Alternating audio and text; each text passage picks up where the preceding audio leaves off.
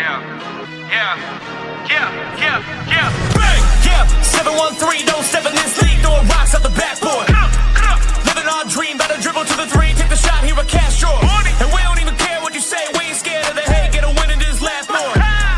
Stand in the paint, better clear out the way, hit the court with the black force energy. Every single week on a killing spree, you kidding me? You talk about winning with the epitome, you better be talking with peace and we locking the key on them. Know that it's rocking with Ryan and Dante, the drip guy, we beyond the gossip, the topics we talk on a pop and we conquering the obstacles that we cross as a team. Shot from the seats, we the Rockets like Elon. It's the H-Town run down.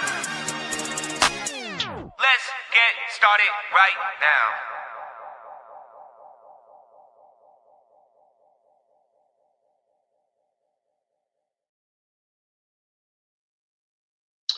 Hey.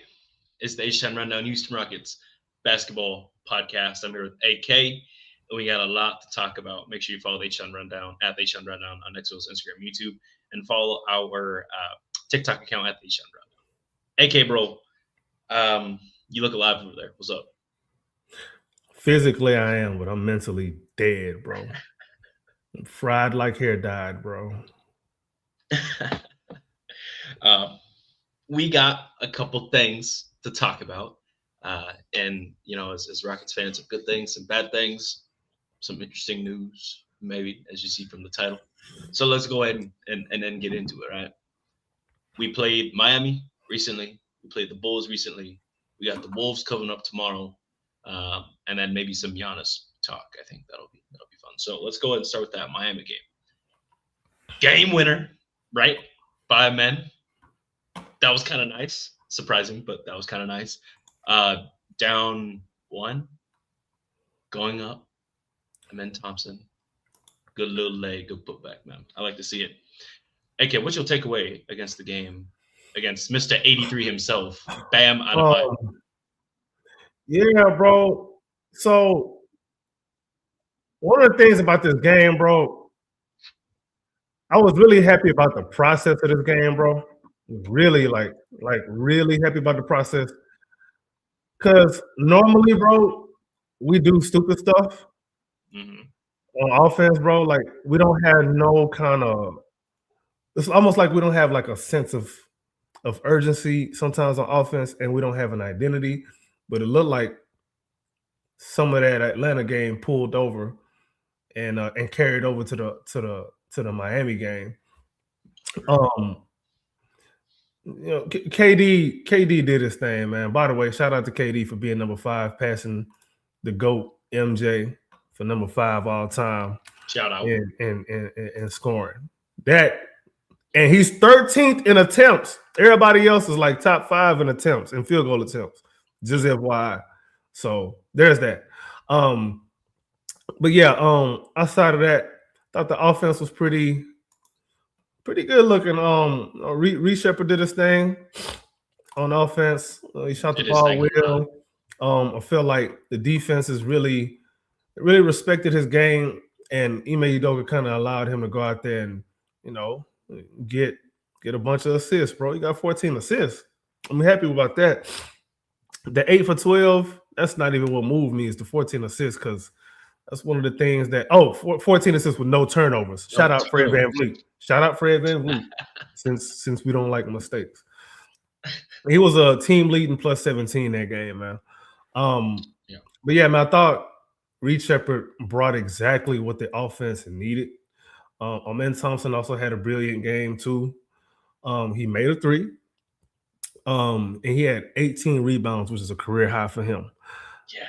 So we got 3 things going in this game, bro. 3 things going. So we got Reed Shepherd career high in assists. We got Amen Thompson career high in rebounds. He had 24 points too. And we got KD, passing MJ for 5th all time in scoring. I mean, what else could you ask for in the game? And then you had Amen Thompson with the game winner off of an offensive rebound, the same way Ime Udoka drew it up. Let me tell you what happened in the huddle, bro. He like, hey, we're going to try to get KD a shot. He going to miss, but I'm going to need one of y'all to get this offensive rebound and put back on time this time. Because remember last time it was Tari.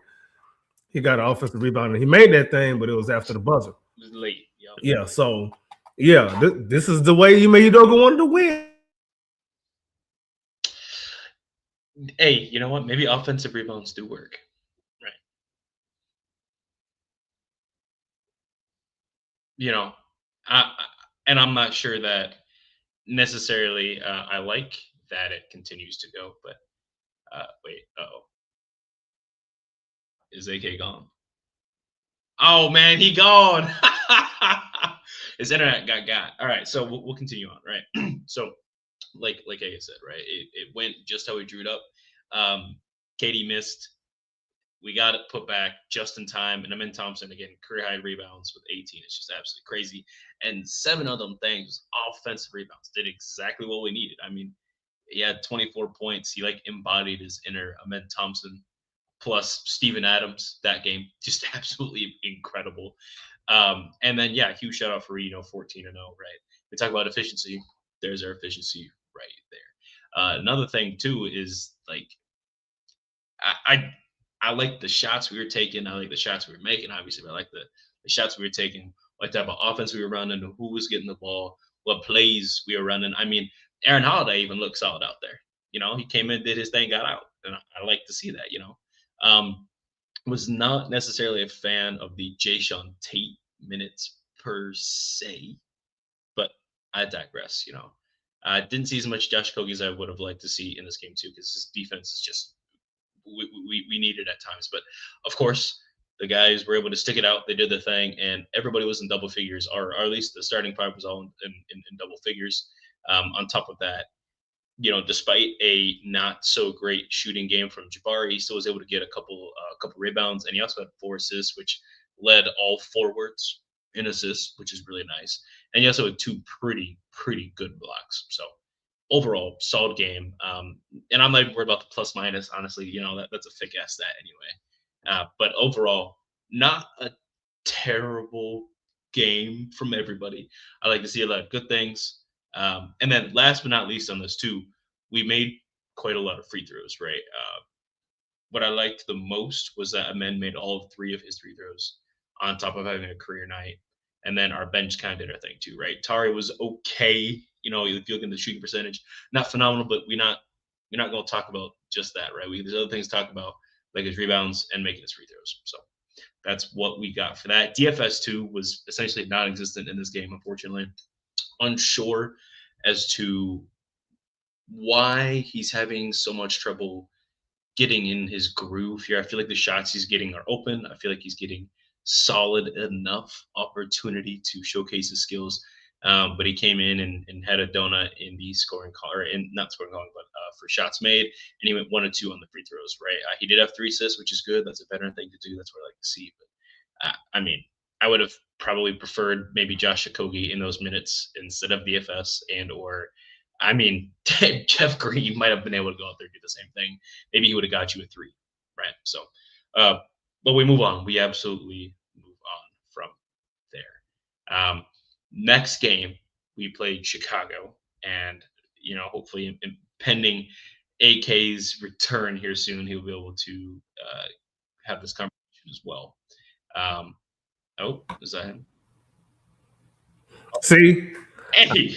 I start talking about Udoka, what he be doing, and that's what happens, bro.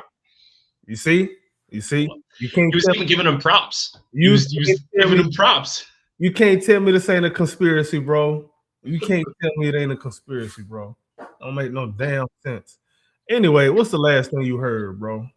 I continued on from Tara Eason making in time that shot, and then Amen Thompson having a career night and such. Oh yeah.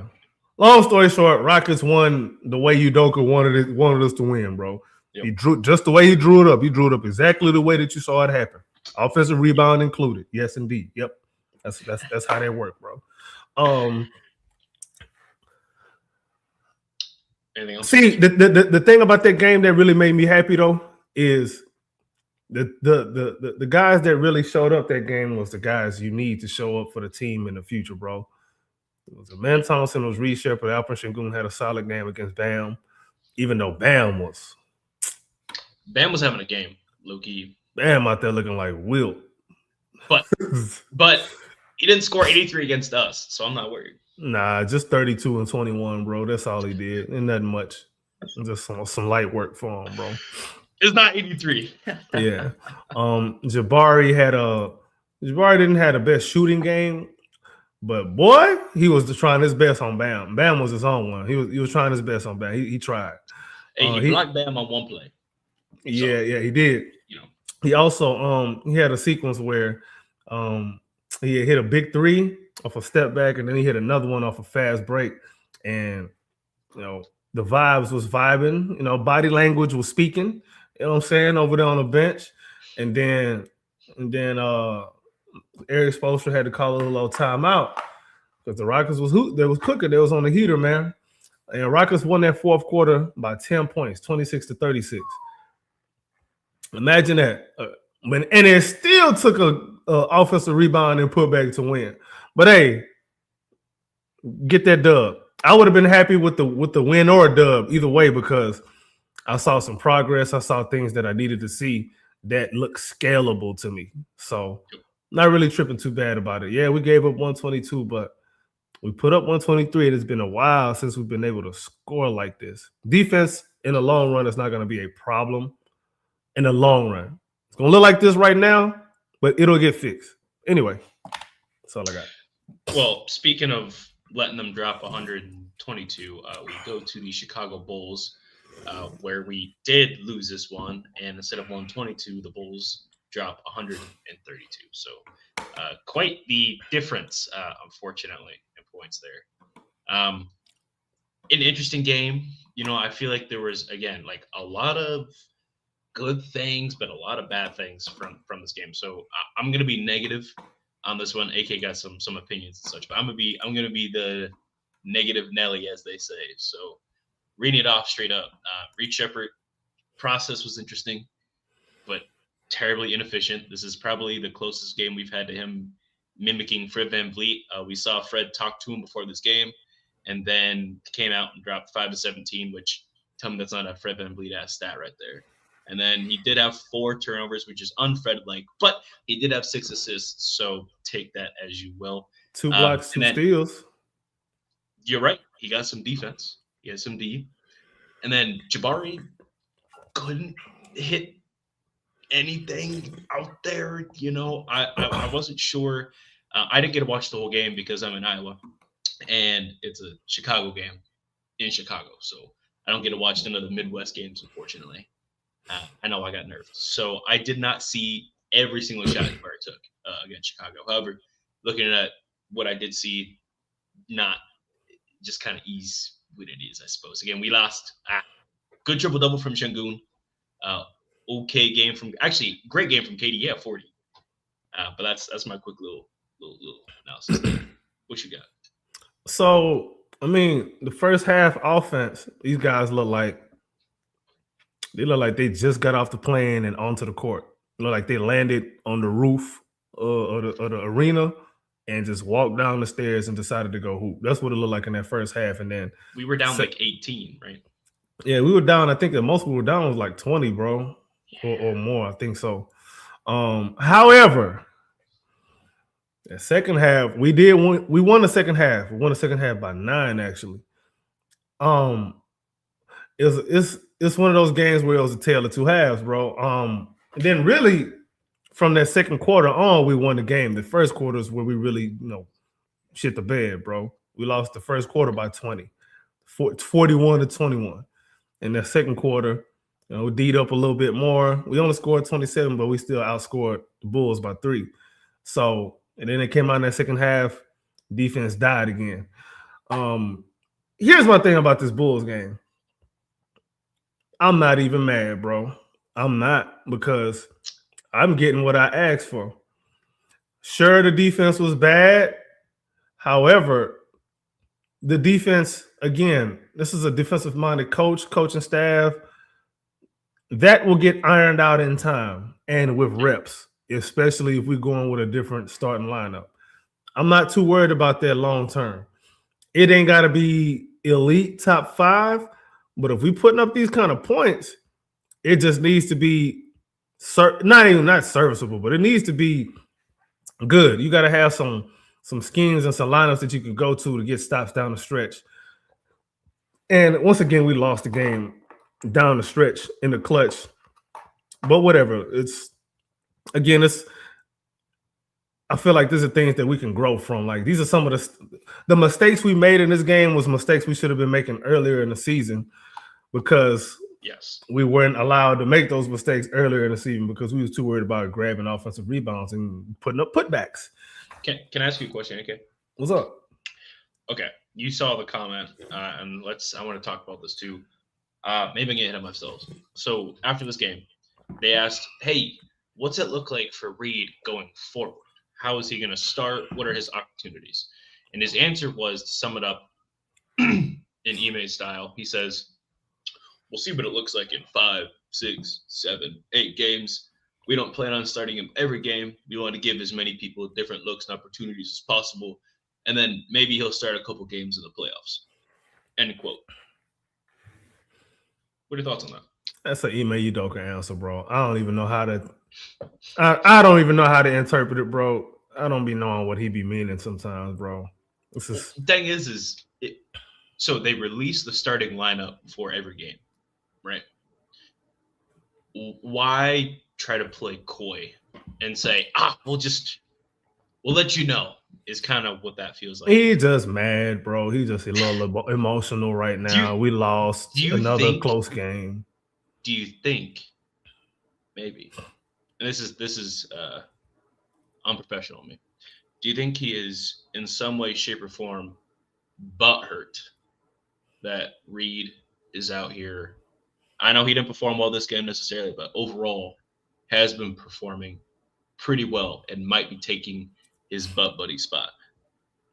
Nah, I don't think that's it because he knows no matter what, his butt buddy gonna get his spot back. Yeah. It doesn't matter, bro. I've told y'all this, bro. Like, Reed could average 50 a game. Fred gonna start. Yep. Because he can box. And no, he can't really box. I seen how he throws some punches. You better be careful. You come around the wrong guy in Houston, you're gonna get stole off on, boy. Keep your hands up. It's not like you tell either. He regular sized, man. So it's not like he got nothing going for him. He just regular. He's not that quick. You see his little legs running out there, you know. Man.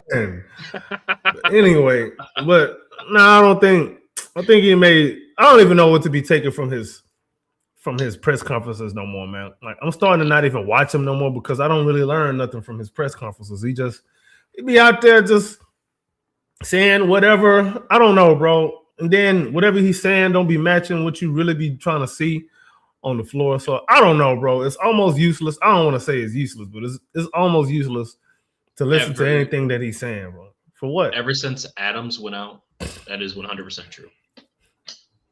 It's like he mad that his plan don't work no more. His ego gets to him, you know. He's like, I gotta change it up.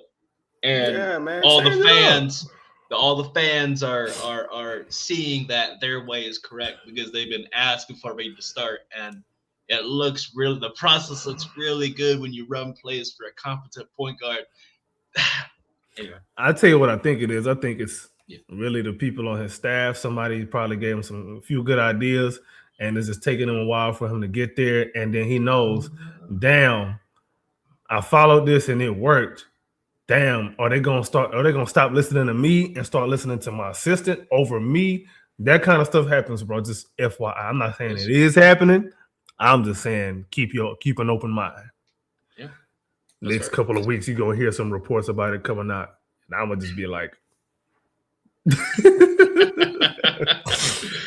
all right, what else from this game before I know people want to bag on Tari, bro. Leave Tari alone, please. Thank you. Tari has been better than this throughout his career, bro. All right. He's just having a rough go of it as of late. That doesn't give you a license to all of a sudden throw him in the trash because of an extended slump.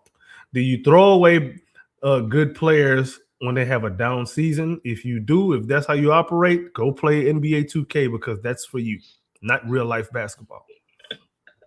You're right. You're absolutely right. There was some tweets I actually want to highlight after the game yesterday because it's kind of interesting how this fan base works. Is one is from J-Dub is him. He says, I don't enjoy this Tari Eason back and forth all over my timeline. We don't always have to scapegoat or whoop it. We don't always have to have a scapegoat or whooping stick. It's really bad habit we have as a fan base. Yep. Who else been saying that? Now we are fighting a pointless internal war. It's just He's right. That's what we do. All right. There's another one from Chris White, aka Fire Bear.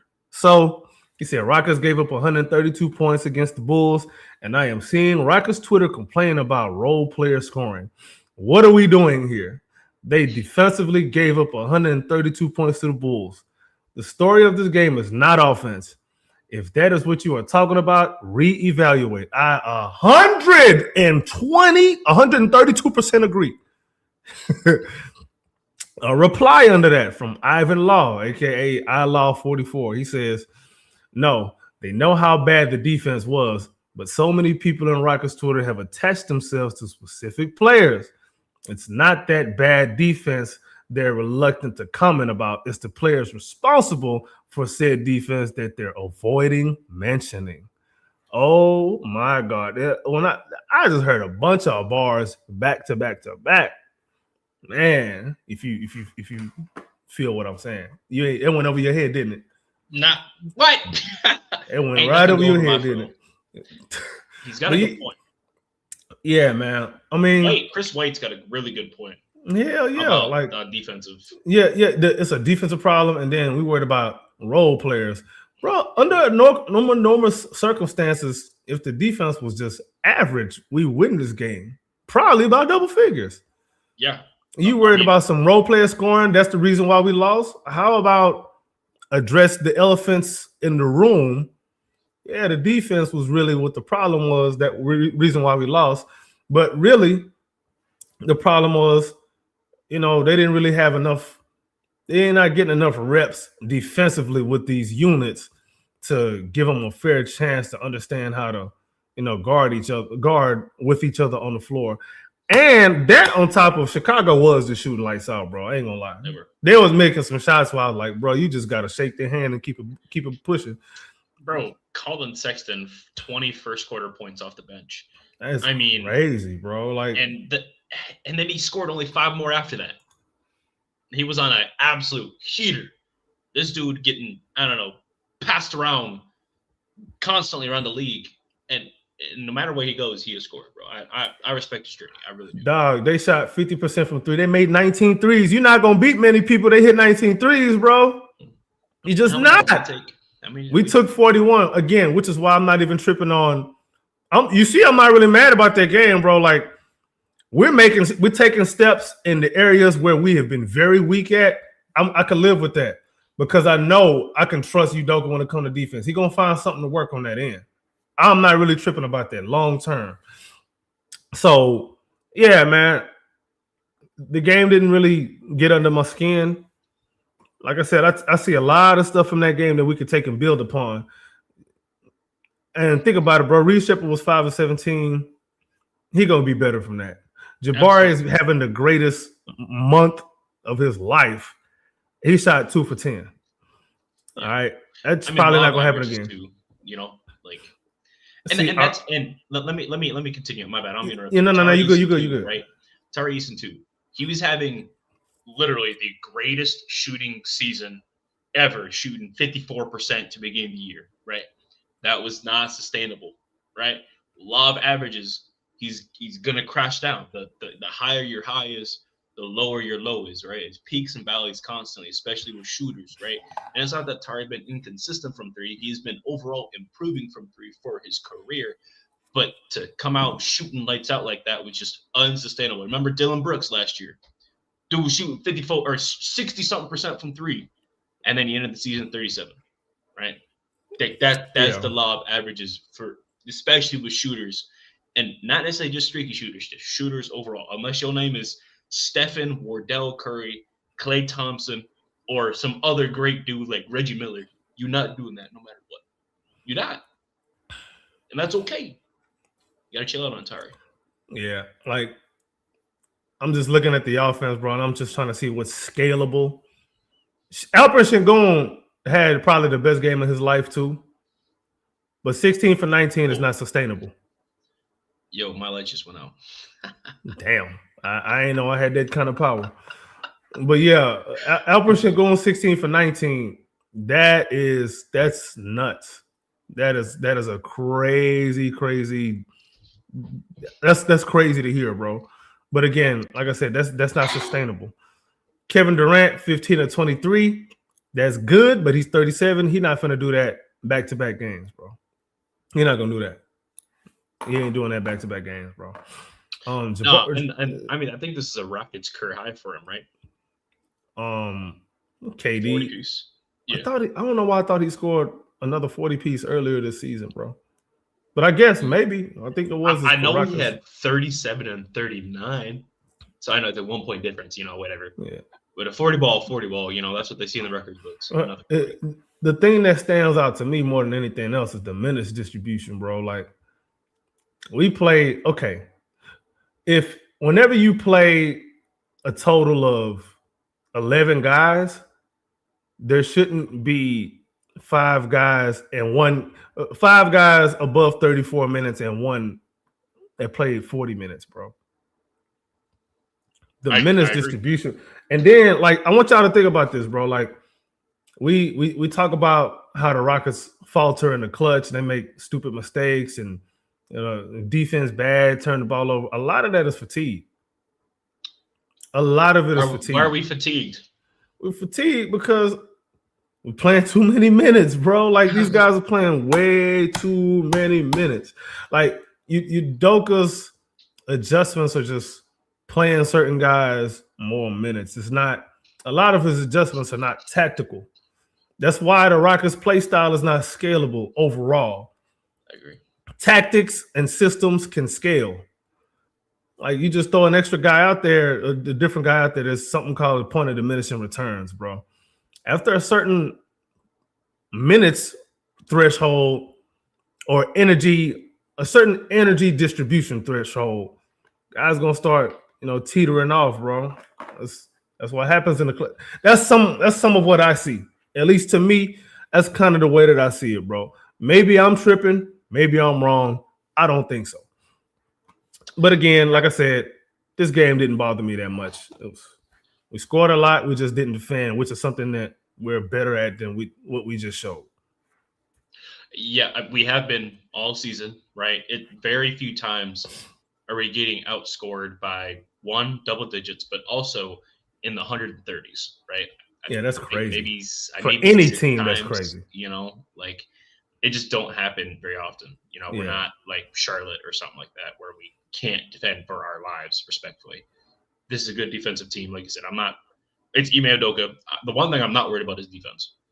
That is the one thing I'm not worried about. Out of everything we have going for us, I'm not worried about rebounding or defense. And I mean, a lot of other than that, like, I mean, Şengün triple-double too. Like, this was a solid he had triple-double, game. yeah. First of the season somehow. Excuse me? Yeah, I believe that's the first one of the season, if I'm not mistaken. Wow. If I'm not mistaken. I might be wrong. I know he's come close a lot. I don't remember him getting it before this game. Wow. I might be wrong, but I doubt it. Yikes. Okay. Yeah, and then there's a lot of people that was getting on his defense, him and Reece Shepherd. Yeah, it's a problem, but at the same time, like I said, man, they should have been getting these reps with each other a lot earlier in the season, and we wouldn't be seeing a lot of the stuff that we're seeing now because they would kind of understand how to play off each other on that end. Imagine if we would have struggled the first 20 games of the year trying to fit Reed into the starting five, right? Instead of starting Adams and other Aaron Holiday, like anything else, you know what I mean? Like if we would have started Reed, this was the starting five, first 20 games of the year. Can you imagine where we would be right now? Defense would have been much better right now, right? They would have had chances, multiple chances and opportunities to have the understanding of where I need to be on my defensive rotations with this player, with that player, with this player. Our offensive sets would be looking better, getting certain type of shots up at certain times would look better. The offense would have flowed a lot better. I mean, I'm not gonna lie, Reed probably averaging 5 assists right now if he's starting. Minimum. Only? I digress. Minimum. I mean, Ahmed right now doing 5, right? So, but yeah, I wanna touch on a man real quick. dude. It's kind of good and bad. So his numbers are better this season, month by month. It looks like he's getting better and better. His numbers are getting better and better. Okay, cool. Here's the thing, and I think I've said this. I don't know if I've said this on camera or just on Twitter. So he gets spoon fed a lot of his shots and a lot of his opportunities. It's not like he's out there and he's just getting his offense out the mud and forcing the defense to shift at his will. That's not happening. That's why you don't see him exploding and going for no 40 pieces. He's only had 130 piece this season, if I can remember. So it's not his scoring, not that what he's doing doesn't matter. It does matter. But again, when we're talking about potential, listen, the potential might not be what some of y'all thinking. It might not be what some of y'all thinking, man. I know there's a lot of if, a lot of in theory, this and that. Listen, where he's at right now is pretty good, but I think some of y'all expecting him to be like a top 10 player eventually and this and that. I don't know if that's on the table, but it might be. But you got to look at how he's getting these numbers. Like, you can't just post his numbers after a game and be like, oh, he's putting up these numbers. Yeah, that's cool. How he's getting them matters too. Defenses are okay giving him these little spoon-fed shots that he's getting, because it's not like he out there breaking down the defense and making the team call a timeout like, man, we got to get this guy. I promise you that's not happening. I promise you. It's not me trying to take shots at the man. This is me actually saying, if you really want to have him make an impact on the game, we got to use him just a little different. Dunker spot stuff is cool, but I'm telling you right now, man, he could abuse the hell out of a defense as a short roller. My goodness. Because now he's got all of his gifts at his disposal. He can punch on somebody, put them on a poster, or he can pick out whatever the hell shooters he wants, or he can find somebody that's in the dunker off of his short roll. Something I'm surprised at saying is, for a team that doesn't have a lot of shooters, we still run high screen pick and roll with our non-shooters instead of something closer to the basket. And like you said, having a third person in a dunker spot. I'm not sure as to why that hasn't been not necessarily a regular part of the offense, but something that's not at least a focal point, right? Especially considering at times early in the season, 2 or 3 of your 5 players were incapable of shooting, 6 feet out from the paint. I feel like that would have been a lot more effective. But I'm gonna ask you a question. Yep. Who you trust to run that high screen and roll? Who you running it with? If I'm running high screen and roll, I mean, Reed and KD honestly is kind of nice. That's who I would prefer. But I like it. I really do. If I'm gonna run a high screen and roll, I'm gonna run it with Reed and Capella. Oh, I'm thinking high screen and pop. Oh, screen and pop. That's another thing that we don't do enough of, bro. We don't do pick and pop. We don't slip screens enough. Like, there's a lot of times and opportunities where we could use KD as a decoy, as a picker. Maybe you can even run split action with him and Bari. And obviously, wherever KD goes, that's going to be the priority when you got that set of defenders right there trying to guard that action. I know you want KD to pop out, but have him slipping and let him be the one go to the rim. Yes. Like, we did that against who was that we did that against? I think we did that against LA in that third quarter. In that I can't remember which game it was. We lost both of them. I think it was I'm pretty sure it was the second game, because it may have been in the second game. We did that. We only did it once. Yep. And I was like, okay, why are we not doing a little bit more of this? Because of the way the teams are playing KD at all times. All right. Every time he's getting the ball, he's getting it going away from the basket. He's not getting it going to the basket. There's opportunities to do that. But Udoka offense, we're scared. Something else, I think, if we're gonna run a high screen and roll, I think Reed and a men honestly would be solid. If you have certain defenders matched up, it'd be matchup dependent. And I like it because a man would be able to get his shot up high. And I trust Reed being able to get it to a man effectively. But I also worry about like I said, it'd be matchup dependent. So yeah. Maybe, but that's if we going Bari at the 5. Yeah. But when we go Bari at the 5, bro, we can't have DFS on the floor, bro. We can't. We can't have DFS on the floor, bro. We can't. I have been trying to be as little critical as possible against this guy because I know he was coming off that injury. He didn't have any time to play 5-on-5, no ramp up. He just went straight to it's not fair to him. But bro, like we got him for 2 years. The second one is the last one that's guaranteed. Like I think it's partially guaranteed, but I think the second year is guaranteed, and the last two is. I'm guaranteed I will pack his bags personally, like next year. Again, I don't mean to be malicious on that, bro. I can't. We trying to win, try to be a championship team, and I like DFS for Dallas. I like DFS when he was okay in Brooklyn because he just had to do what he had to do over there. I like DFS when he played for LA. He got a lot of good shots over there. I like DFS. But unfortunately, the type of players he also played with where he was successful in Dallas and in LA also aren't here in Houston, which I also do think that is a part of that. It is, but also pace. I agree. And those players create that pace, Brooklyn. What player in Brooklyn creating pace? They just played fast. Cam Thomas pushed tempo. Not that he pushed himself. Yeah, he didn't give us the ball, but he did run. Yeah. And that's why I say he was successful in Dallas and in LA because of the players he played around. You mentioned pace, right? Overall offensive scheming, and they got him in really good spots to be a successful role player. Unfortunately, right now, we asking him to run pick and roll, which if I see one more pick and roll with DFS handling the ball, I don't even know, bro. I don't even know. I never need to see that shit again, ever.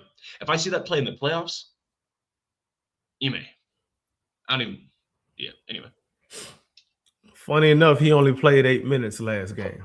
Yeah, there's a reason for that. Yeah, he only because he just played 22 the game before that. Yeah, Tate played 3. Tari only played 14. Capella only played 4. Holiday played 21. Okogie only played 3. That is the rotation of a desperate man. Why is Josh not getting minutes anymore? I thought he was solid. He was starting. I liked him starting. I don't want him to start. But when he had to start, he looked okay. When he was playing 20 minutes off the bench, he looked okay. Why ain't he starting? Or not why he's starting. Why not get more minutes? Where'd the opportunity go? I feel like he did well. I'd also ask for more minutes from Aaron Holiday, too. If Reed's not playing, Aaron Holiday probably needs to be Reed playing or not. Matter of fact, that little lineup what I was talking about with Bari at the 5, give me Aaron Holiday at the 2 and Reed Shepherd run point and have a man, Bari, and KD on the floor. Run that high screen and roll with Reed and a man. I'm talking about high screen and roll with Reed and a man now. All right. You got poison to pick. You gonna die one way or the other. Which way you want it? Fast or slow? If we're worrying about just offense, yes. I'm not worried about that too much defensively, too much, bro. I'm not. You know why? You only got one quote unquote negative defender in that lineup. Aaron Holiday is not a plus defender. He ain't a negative. I think he tries really hard. I really do. When he is locked in, I'm not gonna say he's a solid defender. He is a solid defender, bro. I can't do it. I can't say that on live. Where did he touch you, bro? Bro, watch this dude play, bro. He can't, in my opinion, just me. You can't run 2 6-foot guards and expect it to work defensively. I can't name one time that worked. I mean, one of the big reasons. I'm not saying we got to run it a lot. I'm just saying situationally. And that's what I'm saying. Offensively, I need to be a tool in your bag. I could see matchup dependent, maybe. Okay. See, we don't have enough tool in our bags. We're too predictable with our rotations. We're too predictable with the offense. Hell, we predictable with the defense. This is why when teams adjust, we look so bad, bro.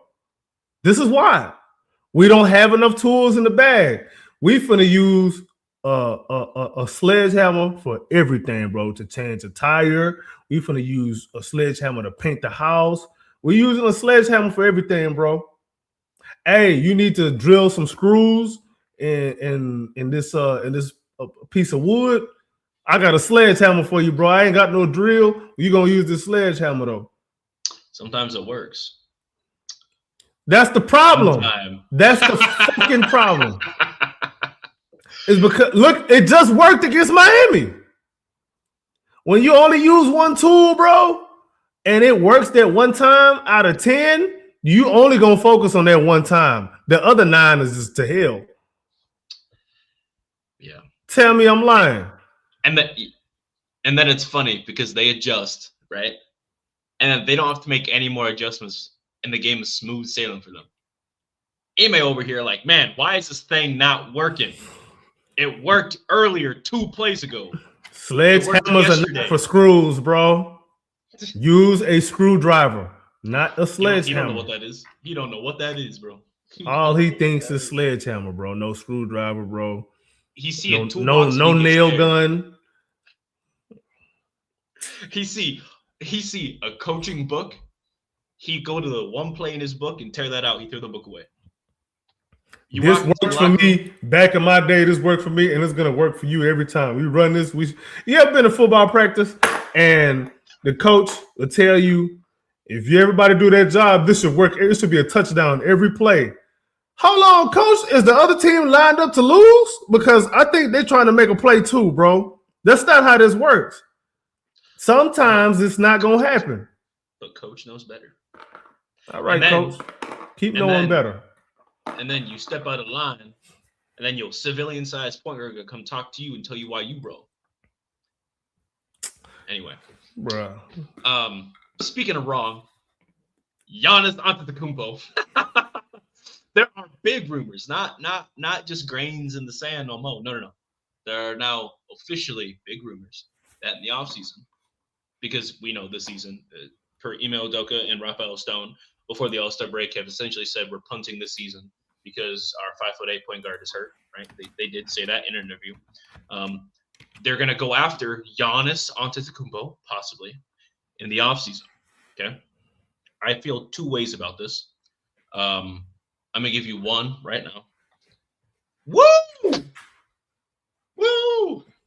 That's my first feeling, all right? That's my first initial feeling. AK, why are you smiling over there, buddy? I tried to tell him. I've been trying to tell them. They mobbed me in the summer, bro, when I brought this up. They didn't believe me, bro. They said I was being a bad fan. They said I'm a JG stan. I'm like, okay, you keep on. We're going to revisit this. Here we are. Strong rumors. Houston wants Giannis. The connection with Hakeem. He is a Udoka guy because Udoka likes guys like that. Yep. You know what I'm saying? This is what he wants, bro. And you know what? I don't think necessarily that people don't want Giannis. I think they're afraid of who may have to go. And I told everyone, once you open Pandora's box, it's not closing. I told everyone once it starts, it's going to keep going. Who you may like, another person, next person to go, gonna be somebody everybody like. I tried to tell y'all. You called me names. You said I was stupid. All that. All right, we about to find out who's stupid. I was told that this wouldn't happen. Matter of fact, I was told directly that this wouldn't happen. Let this happen, bro. The app finna break. We actually had a huge fun discourse with shout out Chris Gorman, right? Clip Gorman. We had Gorman on here. I think we had Slaughter on here. We had Aaron as well on here. We discussed this very topic that, hey, if we're going to go after KD, Giannis has already worked out with Hakeem. That was obvious. And to me, if anyone was paying into my Instagram socials back then, I was posting all over that Giannis was a Rocket. The second I saw Giannis working out with Olajuwon, I was ready. And then we went and got KD, and then my dream and soul got crushed. But the plan, correct me if I'm wrong, has seemed like it's always been getting Giannis to Houston at all costs. Kevin Durant had the connection and was more available first. Giannis had worked out with our legend for 2 straight seasons. And you're telling me not once you work out with Hakeem Olajuwon, in my opinion, the second greatest big man of all time. And he's not saying, hey, man, why don't you come to Houston? And Giannis don't sit there and say, you know what? Taxes are not bad out there. Y'all ain't got income tax out there, right? The roads ain't icing down here, bro. And if they do, we shut the city down. And I think he'd like that. I think he's interested, in fact. But you know what? I'm not gonna get on my high horse here, but here's my second feeling, right? Is kind of what you alluded to, is who's gonna have to go to get and make this work, right? And it kind of seems like, correct me if I'm wrong, it kind of seems like we make this move that has been written in stone for 2 years, very clearly. Pun intended. We're making the same mistake that the Kings made on a bigger scale when they went after and traded away their young guys and got Domantas Sabonis and kept De'Aaron Fox and then gave away De'Aaron Fox for a bag of chips. And now they're stuck with Zach LaVine, DeMar DeRozan, Domantas Sabonis. And they're screwed. And Russell Westbrook. And Malik Monk. So, like, they got rid of Davion Mitchell too, by the way. And that was one of the who's playing well in Miami. Mm-hmm. If the point is just to be relevant and to have fun for the vibes, okay, it'll work. It'll get you some ticket sales. It's all about the bread at the end of the day. Championship gonna win them the most money, sure, but if they can get X amount of money, X amount of dollars, X amount of clicks and views from Giannis being here in Houston and ticket sales, that's all that matters at the end of the day for them, anyway. So we're gonna be making the same mistake, and I know people not. I already feel it. I know people don't like me saying that, but you cannot trade for an aging star that is injury prone. Which, thank goodness, he's been cool this season. But then you trading for a guy who's not even playing right now, who's also injury prone, and for the last 3 seasons has been off and on injury prone. He don't want to be there. What the hell? He don't want to be there. He don't want to be there, bro. No, he don't. He don't want to be there. You're right. He'd normally play through a lot of this stuff. I agree. He don't want to be there. I agree. So he don't want to risk further injury, knowing you probably finna swallow another L anyway. So y'all gonna lose on your own. Y'all don't need me for that. Since his championship run, Giannis has not played more than 65 games in a single season. That, I'm not saying that's the end of the world, right? Because some of that is other things and other circumstances too. But you need a guy that's going to be, I don't want to say like not consistent, because he is. I mean, he averaged 30 and 10 every season, for the last 5 seasons, And I'm sitting here talking like I don't want him because I very clearly obviously do want Giannis on this team. But what the hell is the space going to look like? Who's got to go? And what the hell does spacing look like? Because I know one guy that's got to go, and the fan base not going to like me. They'll probably come knock on my door personally. But then the spacing is the same issue that it was before. That does not change. You know what I mean? So I don't really care about none of that, bro, because almost like I said before, bro, we didn't trade for KD to just sit there and just be happy that we just traded for KD. I agree. The whole point of COB, championship or bust, was the KD era. We didn't just trade for a 37-year-old Kevin Durant who still is hooping to waste his twilight of his career. We need to do everything in our power to maximize them years. Otherwise, what was the point? KD, he could say whatever he wants. That man did not come here to not win a championship, bro. He did not. He did not. I don't care what nobody says. Anybody who said that they was okay not winning a championship with KD, you really need to have a talk with your plug because he is putting some dust in your grass. Look at Brooklyn fans and then tell me that they're okay. Respectfully. Suns fans, same thing. Yeah. Like, there's a reason why them people don't like him. He didn't deliver on what they wanted. For whatever reasons it was, they didn't get out what they expected. Yep. Kevin Durant is a hired gun. He's not here for a long time. He's here for a good time. Let's make this time as good as we can. Otherwise, you could have just held off and did something else. You really could have just did something else. By the way, when Ime Udoka signed here, why do you think Rafael Stone kept on betting against KD teams? Don't ask me how I know. I'm just think about it for a second, bro. It was obvious that once Ime was here, one of Ime's guys was coming along. Whether that be Jaylen Brown, Kevin Durant, or a future Ime guy like Giannis. The only reason Jaylen Brown didn't happen is because two reasons. They won a title and that contract. So that wasn't going to work. So they pivoted and went to Kevin Durant. Yep. People, for some reason, I just had a conversation yesterday. Because the Jaylen Brown thing was real as hell. Let me tell you. I just had a conversation yesterday. People forgot that the first year in Brooklyn, Ime coached Kevin Durant. I don't know where people live, but it's clearly under a rock. Yeah, Ime was a guy that people was listening to, not Steve Nash. Mm-hmm. And that's why when he went to Boston, KD was mad as hell. KD was pissed. But you know what? Be what it is. I hope y'all listening, bro. I hope y'all listening. There is a reason Ime Udoka took this job, because this was the job that eventually he knew he was going to get one of his guys here. All them other places, it was going to be harder. This was the place that had the path to get one of his guys here.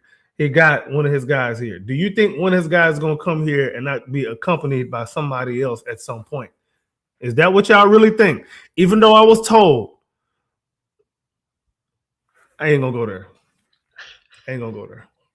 So, all right. So before we move on to the final topic, you are for or against Giannis coming here? Bring me Giannis. Right. I don't know about it at all costs, because it still got to make sense. But anything that gets me closer to a championship with KD, I am for it. I keep saying it. I need to take my nieces and my little nephew to a parade. If I don't get to do it, I'm going to be upset. My niece gonna go to college soon, bro. I can't have this, bro. I can't. Stone, if you're listening, I know Ime, if you're listening, because we know Ime listening. We know Ime listening. Oh, we know he listening. Hey, you still need. Hey, Ime, let me tell you something. I'm gonna send you another invoice, and I'm gonna add interest on this one. You owe me for these consulting fees. This is not for free. You understand me? Don't make me call Nia Long. She gonna take. Matter of fact, she gonna be the one send you the invoice. I bet you pay that up. Every time we have a pod, complain about the offense, say what needs to be said. What happens the next game? Quite literally, whatever. Anyway, I digress. If y'all don't believe it, go ahead and watch literally. Go watch the old stuff and then watch the following game and see if we literally mind. anything. Literally everything. Literally. Anyway, Ime Stone, we win a championship this year, next year, preferably this year. 2 years. You got a 2-year window. I will make everything happen, and I will move to Houston. I will move to Houston. We win a championship next 2 years. I will move to Houston. I will leave. I'll drop everything. I'll work as a busboy. Wait, you gonna get a visa? They're gonna give you a visa, bro? I'll sneak in. Don't worry. They're gonna deport your ass. I look the part. I'll just go bald. They won't ask me questions. You from Iowa? We don't do Iowans over here. We're gonna call eyes. Shit, they don't know me. All right. Wait, hang on. Hey, if y'all are watching, chill out. Man. Oh my goodness, bro. So speaking of ice, we gotta go up north tomorrow, and I'm heading to a game. We're gonna watch Minnesota and the Rockets play. It's highly likely Anthony Edwards not playing tomorrow, which okay. One less player means less excuses for us to find out why we lost. If we lose, we have every reason to win tomorrow, right? What is going on? What is the offense going to look like? And I don't even actually, matter of fact, I got to look who's been starting in Edwards' place as of late. Why am I forgetting this cat's name? I know Ayo Dosunmu been starting.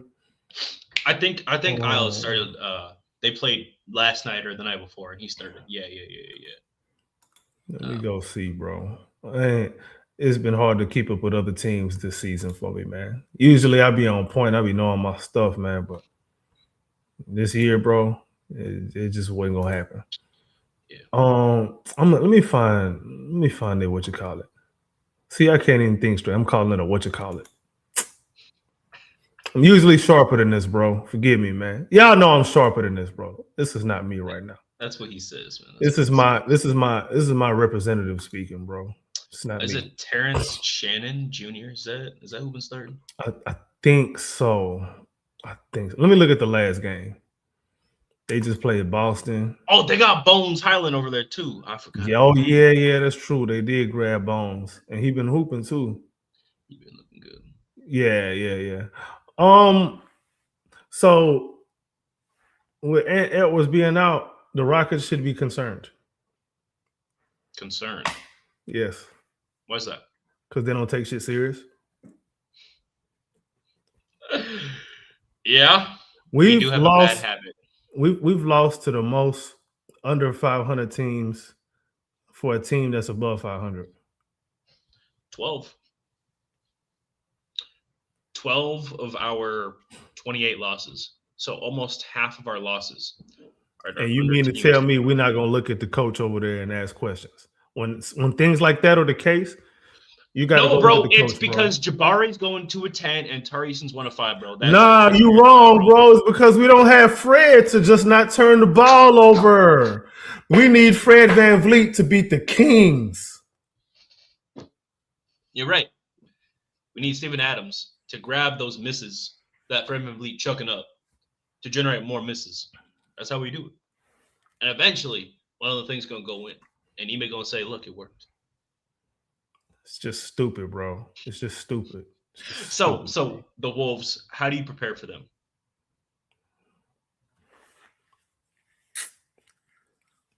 I'm not even sure, bro, because like I said, man, I haven't been really locked in on a lot of teams, man. But if Ant not playing,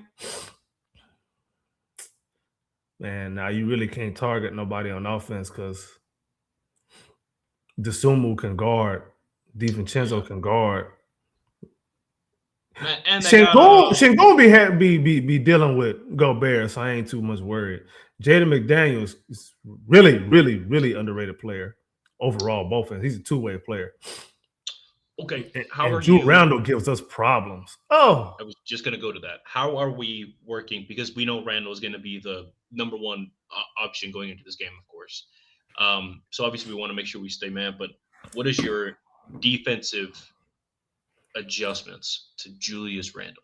hey, Jabari, your ass better have a damn big ass steak for breakfast, bro. You're gonna need all the protein you need. Because Julius Randle is that is a man. Julius Randle is built like Jabari's daddy used to be built. How do you feel about a men on McDaniels? What's that supposed to do? Defensively, right? What is that? Not that he's not gonna be running the offense. They're not running the offense through him. I want a man on the lead ball handler, which is from just some of the clips I've seen with Ant out. It's been Ayo Dosunmu. And then Bones Highland to come in, and then he's kind of the guy, instant offense, microwave guy. So I want a man on Ayo. Are you asking for more of a defensive or an offensive game from Amen Thompson tomorrow? Is he supposed to take one side of the court off? Not necessarily. Just what is your expectation for him, I guess, for tomorrow's game, right? So obviously you want him guarding the ball handling.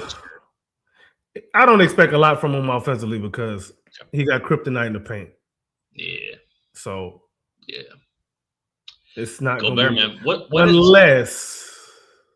unless we do what we talked about earlier. Now, if you have a man doing a high screen and roll with Reed Shepherd, now you forcing Gobert to move his feet, and you forcing the Timberwolves to play team defense, and you forcing them to make some difficult decisions. If they want to put Gobert on a man, if it's me coaching, you know what I'm gonna do. I'm finna DHO his ass to death, or we finna high screen and roll his ass to death. I'm gonna look over there like at Coach Finch, like, hey, how long you gonna keep him out here because he's not gonna make it. Do you expect to see 5-out lineup? No. Would you want to see the 5-out lineup against this team? Yes.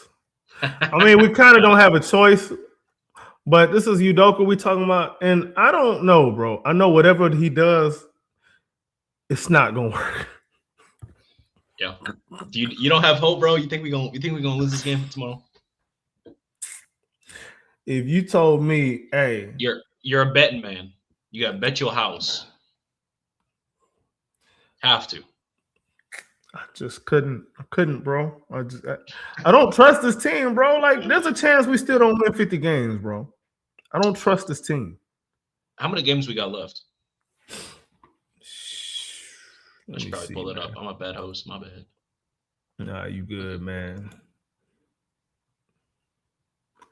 I think we got 43 and 28. We are, what the hell are we, man? We 43 and 28. Yeah. Yikes. Yeah, dog. So we got, what is that? What's the math on that? 9 games? Is it 11 games? 82, right? Bruh, this mental math right now is about to kill me because my brain cells are on vacation. Let's just call it 10, right? Nah, hold on. We're gonna carry that one. We're gonna carry that one. 71. We got 11 games left. Yeah, we got 11 games left. Out of them 11, are we gonna win 7, bro? We have to win 7 games out of the next 11. See, I'm not even concerned with reaching the previous point of last season where we won 52 games. I don't even care about that, bro. Give me 50 wins because you can, it's gonna be hard. So I'm just worried about the offseason decision making, bro. Because think about it, bro. Like, if we don't win 50 games, we're probably gonna make worse decisions than we're already gonna make, bro. Everybody gone besides Fred. Because we didn't reach that 50 game benchmark, bro. Like They gonna build around Fred so fast, bro. running back say he didn't like the KD trade. Yeah. You gotta. I liked it. You gotta respect it, man. Listen, when somebody like KD comes on the market, bro, you gotta see what it do. You just gotta see if Giannis is available. You just gotta see what it do, bro. You just have to. You got to do your due diligence. And if they present something that you like, hey, man, you got to reach out and grab that, bro. You just got to do it. You just got to do it. So there's also a chance, right? Looking at the makeup right now of the conference, and I'll share screen this so you can see exactly what I'm talking about.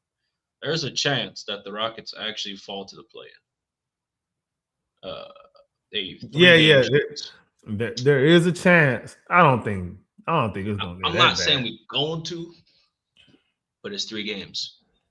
It all depends on how hot Phoenix gets for their next 10 games because they only got to play 10 mil.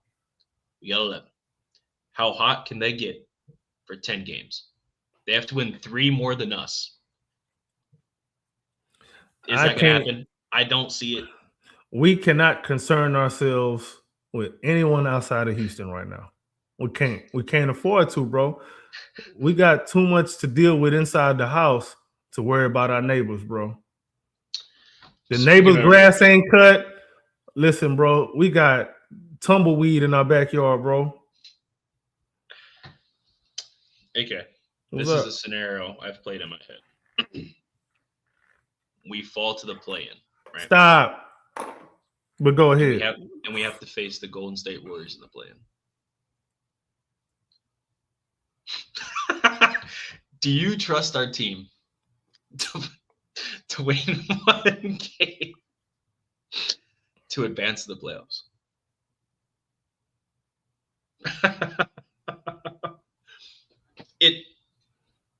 I don't want that to happen, obviously. Very obviously. Bro. But it's not impossible. And that's what I hate. I really do hate that. It's not impossible. Think the crash out last year was bad?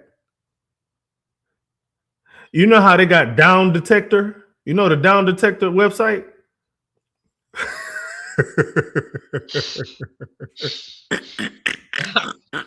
Do I need to finish the sentence or you picking up what I'm putting down, bro? I understand.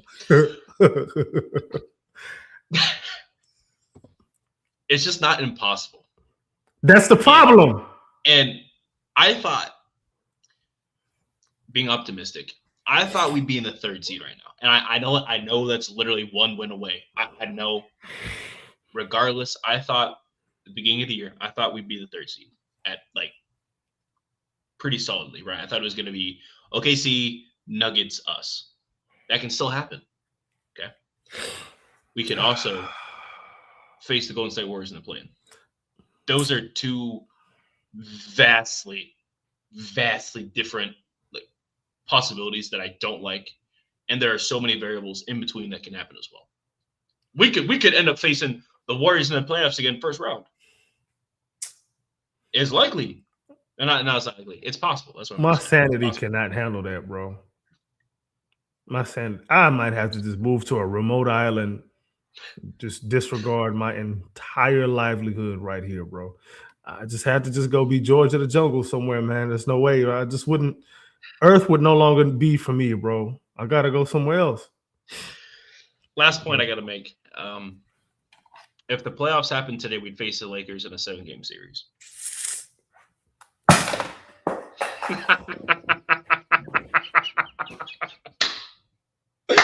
And just like that, ladies and gentlemen, his mic is off. Oh, there it is. He's back. He's back. Oh my goodness. Yeah.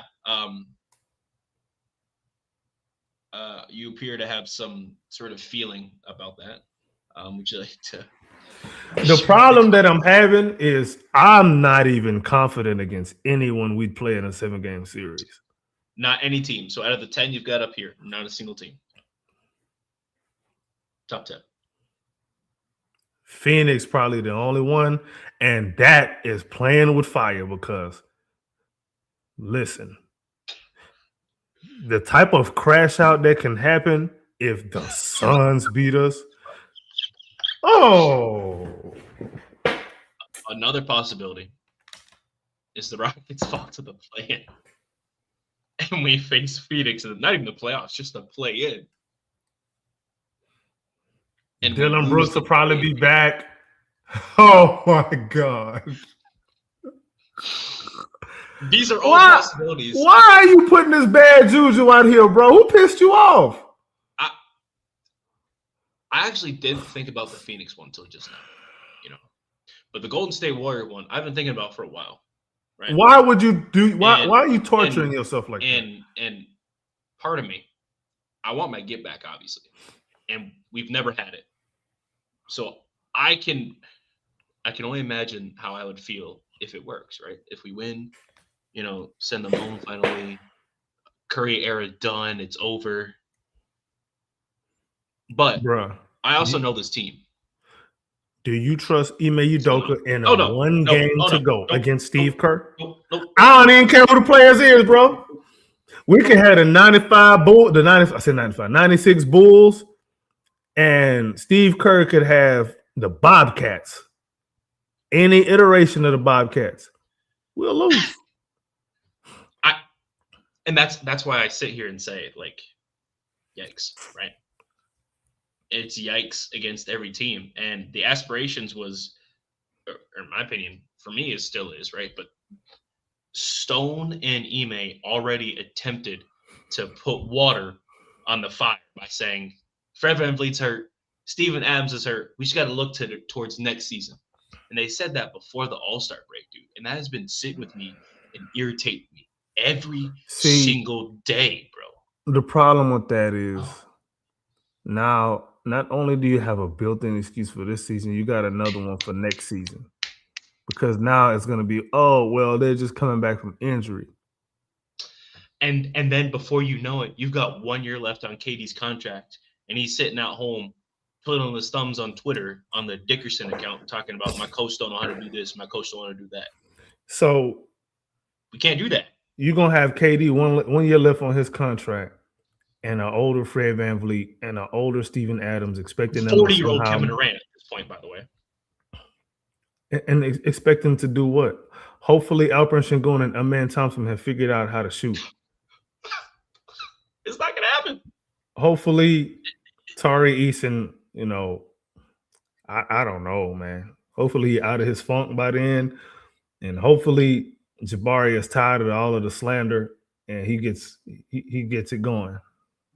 Not that he's been bad, but hopefully he take like a big step up. It sounds like we're saying if a lot, right? We were saying if a lot last year too. And there's no clear trajectory, right? We shouldn't have done this damn podcast, bro. We shouldn't have done this shit, dog. They have not painted a clear picture of the future. They have not painted a clear picture of tomorrow. You don't know.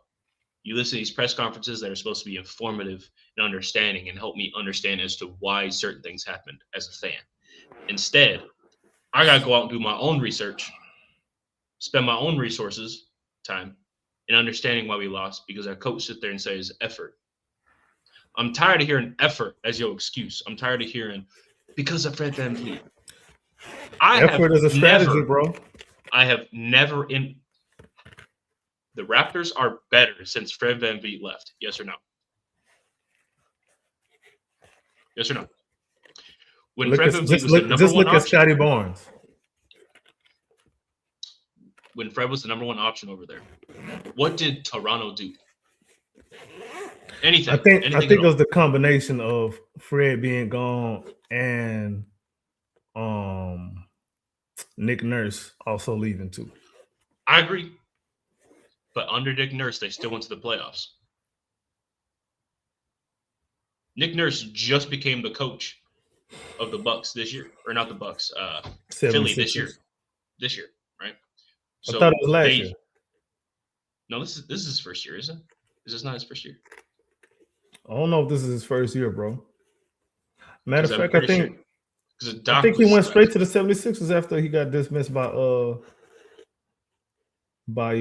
Toronto. Anyway, regardless, my point being, right? I love Fred, bro. I think he's a really great bench player. I think he's going to be one of your best assist to turnover ratio guys. He's going to be a great, like, a dude that can come in and just harass people for, 15 minutes a night, right? What you ask it, and excuse is we don't have a 5'8" point guard, right? That is. Oh, I appreciate you running back, singing your for Nick Nurse. Okay, Yeah.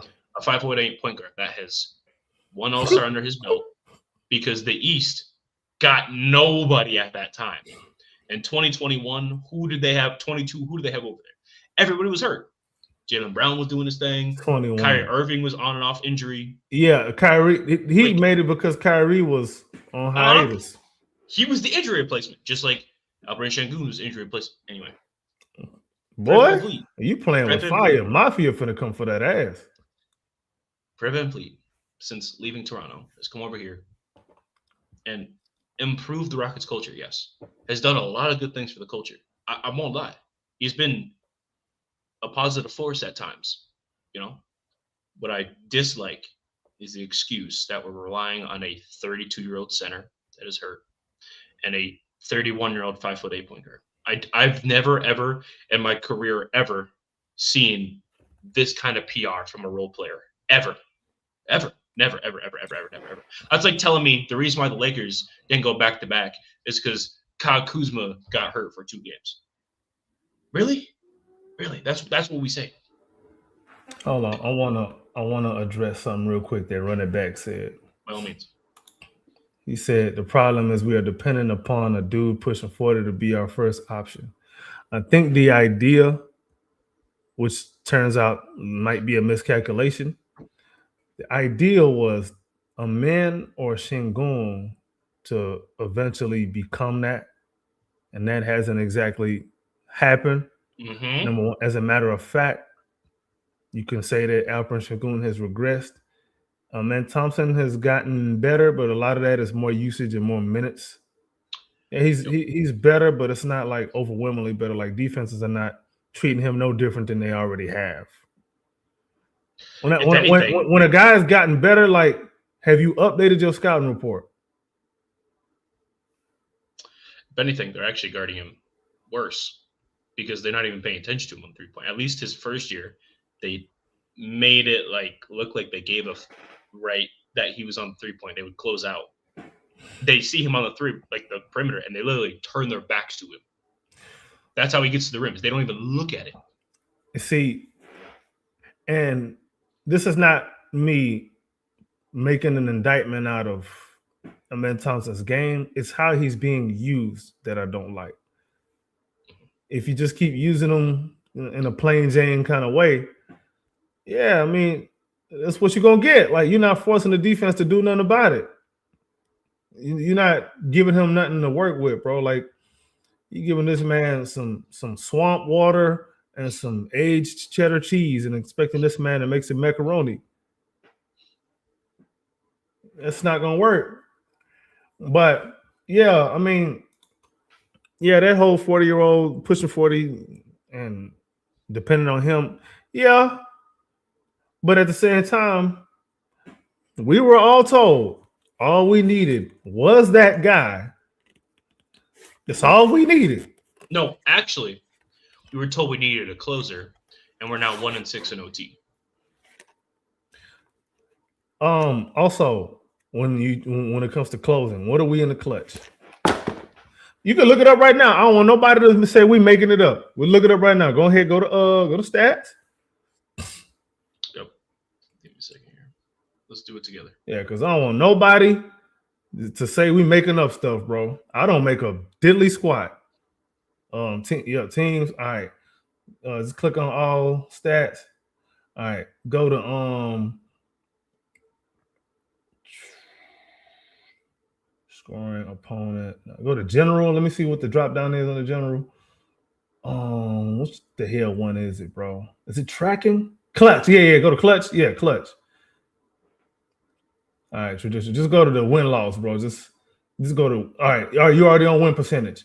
All right, so let's find the Rockets. Damn, we had to go that far down. I thought we had Kevin Durant. So a Kevin Durant team. This is not me blaming Kevin Durant. This is me adding more context to what I've been telling y'all for. This is the third season in a row. You keep looking at players. It's the system that is doing the players no favors. How are we 19 and 21 in the clutch with Kevin Durant, who's still playing pretty damn good? Not necessarily prime Kevin Durant, but he's still better than 99% of the damn league. Adding on to this, why are we in the clutch more this year than last year?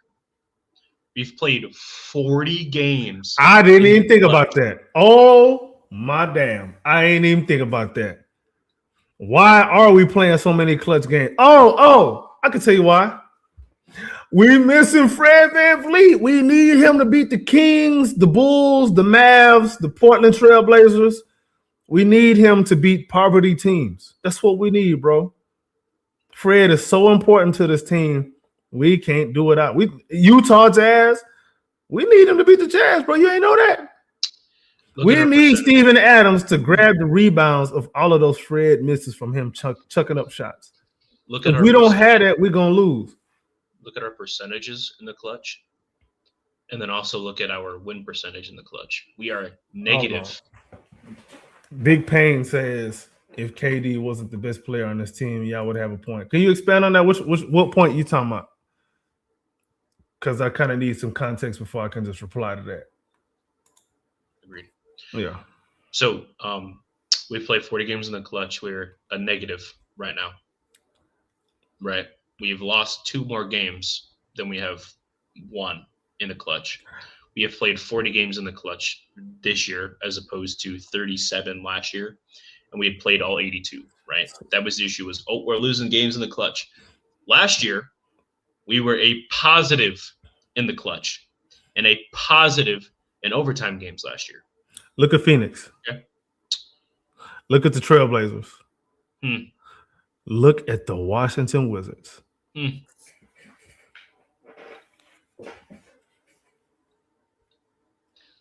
Our matchups for the playoffs as well. It's also crazy to look at. Denver. Bro, we worse than the Wizards in the clutch.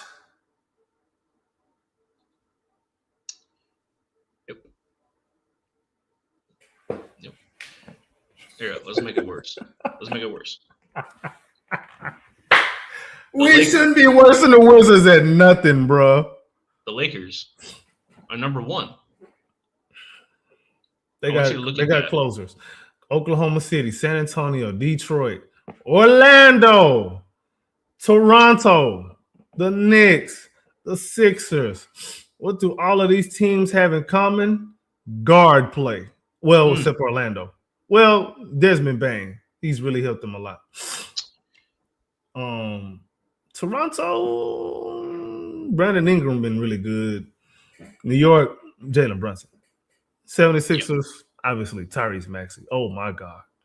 Yeah. Milwaukee Bucks, Kevin Porter Jr., by the way, has been balling. He has. Timberwolves, and the Bulls are better than us. Come on, bro. Here's my issue. Cleveland, Miami. Like,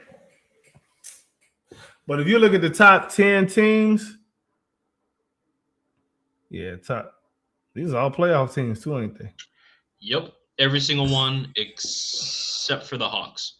Which one do we have a better record than? Not clutch record, but better record overall. We have a better record than the Magic, the Raptors, the Knicks. Our record is the same. The Sixers are 1 game ahead of us. We have a better record than the Bucks. We have a better record than the Bulls, the Hawks. Our record is about the same with Cleveland. Ding, ding, ding. Run it back on it. Yes, sir. We have a better record than Miami. They're in the play-in. We're just a weird-ass team, dog. You guys should be better than what they're showing. This is why people – This is what's frustrating. What's up? Look at these teams down here, 26 through 30, and tell me which teams we've lost to. We lost to the Jazz. We've lost to the Mavericks twice. We haven't lost to Memphis. We lost to the Pelicans. We beat Brooklyn. Yeah. We shouldn't have lost to none of them. Yep. They have, I mean, this team literally Charlotte. got a 32% win rate. Anyway, I digress. Continue with your point. I forgot what the hell I was saying, bro. My issue, looking back at this, is you've got your West teams here, and the Lakers are our most likely matchup in the playoffs. And they are whooping our ass in the clutch. When you look at it straight up, just as a pure numbers perspective, as it is for a pure eye test perspective, the cohesiveness, the gameplay. I mean, JJ Redick, first off, I clowned you at first. I won't lie. I was like, this little podcast dude over here. My fault. Yeah, my bad. He said, I got to bench LeBron because he's not playing well. He benched LeBron in a game, and they won. They asked him about it. They said, LeBron, how do you feel about that? LeBron's like, well, player of my caliber, yeah, whatever. They asked JJ the same thing. Yo, hey, we talked to LeBron. This was his response. How do you feel about it? JJ said, I got to do what I got to do to win at any cost. It doesn't matter who I have to bench, what plays we need to run. We will win. Since then, LeBron has been completely okay with being a third option. Crazy. You're telling me that Austin Reeves is better than Alperen Şengün? Nope, he's not. He's not. As a whole basketball player, he's not. Maybe aspects of scoring, Reeves is better, but as a whole basketball player, Şengün is better. It might be close, but Şengün is better. LeBron is very clearly better than Amen Thompson. Hold on. I'm gonna let you finish now. Sure. My bad. Okay. No, you're good. Luka or LeBron is very much, better than Amen Thompson. Is KD? I mean, how close is KD to Luka? Are you seeing what Luka's doing right now? If we face this Lakers team right now as a 7-game series, I got no faith. The numbers are not in our favor. The cards are not with us. We don't have an ace in the hole. We don't make the adjustments. We're missing Fred VanVleet. It's over. Because Fred apparently the MVP of the league. Hey, bro, if we need Fred to get out the first round, we have bigger issues. We have fundamental issues. But I don't care if it's the combination of Fred and Steven Adams. I don't care about that, bro. People need to stop being so damn lazy with their rhetoric. No Fred, no Steven Adams, no assist to turnover ratio and offensive rebounds. Why is this a staple? What is? Yep. Do y'all remember when we traded for Kevin Durant and we had people in this fan base? I'm talking some people in this fan base that really opened their mouth and said, Şengün is our best player, even though Kevin Durant is on the squad. Do you remember that? I'm talking about people with big microphones. My agenda at the end of the year was for Şengün to be as good as Kevin Durant at the end of the year. Now, we are at the end of the year pretty much. This is not even – as a matter of fact, the gap is wider than it was than when it started. If we're going up against the Lakers, I mean,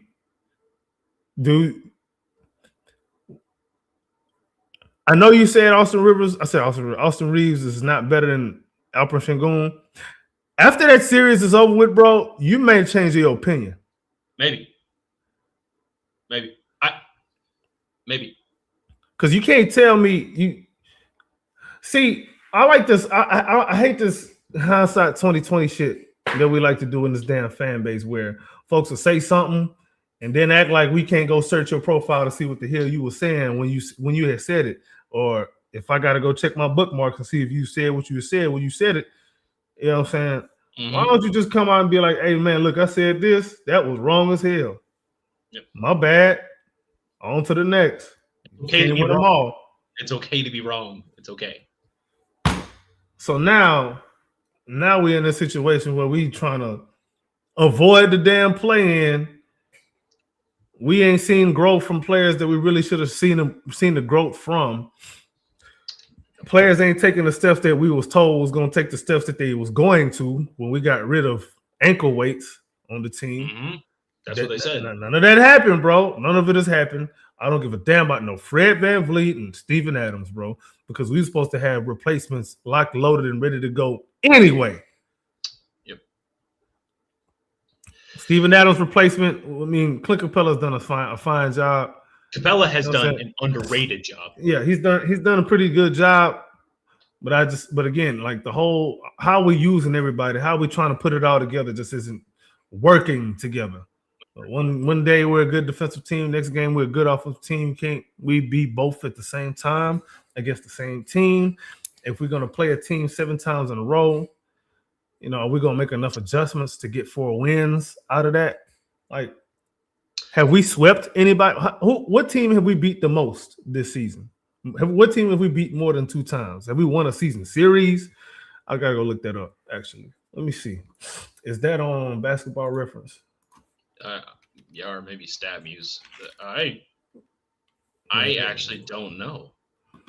Yeah, hold on. I gotta look this up because I don't want to be talking out of my ass. I don't like to do that, bro. When you talk out your ass, your breath smell like shit. This man always got a quote, don't he? I always got something, bro. Country boy, can't help it. I'm also gonna look up the Rockets schedule and look at it manually too, just to put that out there. Okay, that's actually a good point. Okay, we've only beaten Phoenix 3 times. Yep. We 3-0 against Phoenix. We haven't beaten nobody no more than 2 times. Obviously, in the East, we only gonna play them 2 times anyway. But if we're just looking at the West, yeah, Phoenix is the only team that we really just like for real had a number. Yeah, bro. I thought we got rid of inconsistency, bro. That's what I was told. Why the longest winning streak we had this season 5 games? In our last point here before we ran around an hour and a half already. I didn't realize that. One of the last points I want to make. In the last 10 games, right, where we are 5-5, we're 500. Minnesota's 5-5. Every other team from 1 to 9 has a positive record minus the Suns. So 5, 6, and 7, right? Those 3, we're all 5-5. Everybody else 6-4, 6-4, 6-4, 9-1, 9-1, 10-0. Teams towards the end of the year are supposed to get better. Let me ask you, are we better or worse than when we started this year? Oh, we're worse. That's out of the question. We are worse. Way worse. Now, comparing this Rockets team today to last year's Houston Rockets team. Last year's Rockets team beats this Rockets team in a 7-game series. Okay. Yep. No question. Nope. No question. Because worst case scenario, you was going to get a dog. That last year's team, we wasn't getting blown out like that. We wasn't coming out lollygagging and all that. We may do dumb stuff. We may take, bad shots. But one thing's for sure, if you beat them, you beat them. You had to beat them. Yep. They wasn't going to help you. This team be coming out too cool for school and all of that shit, looking like a fool. It appears to me that everybody on this team that was here last year to this year has either stayed the same or gotten worse. Only one player has improved this year, overall improved.